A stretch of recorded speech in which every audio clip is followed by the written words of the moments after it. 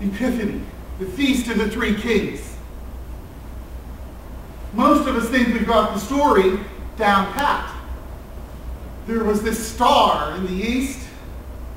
There were these three kings, and they came and gave Jesus gold, frankincense, and myrrh, and then went home by a different way. But that's only part of the story. The star.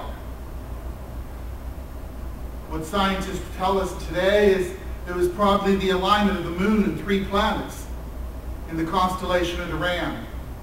Still, a unique event that's only occurred once in history, corresponding to today's calendar of April 17th, 9 BC. Roughly the right time frame. Three magi. Well, we're not sure. You only heard magi. Could have been 15. We don't know.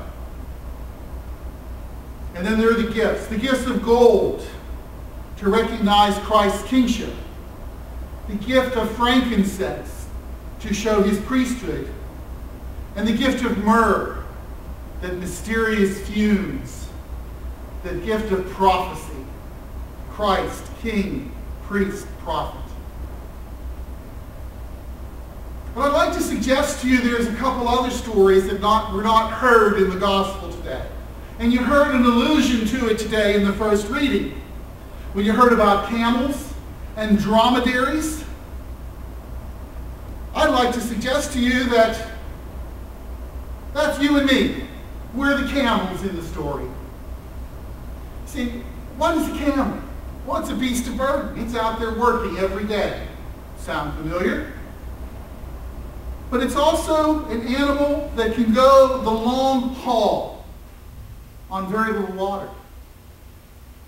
And you and I today are called upon to go the long haul of life with the grace that we receive from God, keeping us as our source of refreshment, our nourishment, that which keeps us able to move forward on our trip of faith. You see, you and I have seen the star as well. And it may not have been the star of Bethlehem that those magi saw appear 2,000 years ago. But rather, it's the star of the light of faith, shining from Jesus Christ. And perhaps we saw that star in church, or we encountered that star in other Christians who let that light of Christ burn through them to others. However we saw that star, you and I still see it in the future. And we are out there following it. We haven't reached our destination yet. And it is by coming together on our weekly gathering that we eat the bread of life and we drink from the cup of salvation and we receive grace to fill us up so that we can continue on that long haul like those camels. My prayer for you on this day of Epiphany is that the Lord reveals himself to you in either his word, in sacrament, or through others around you.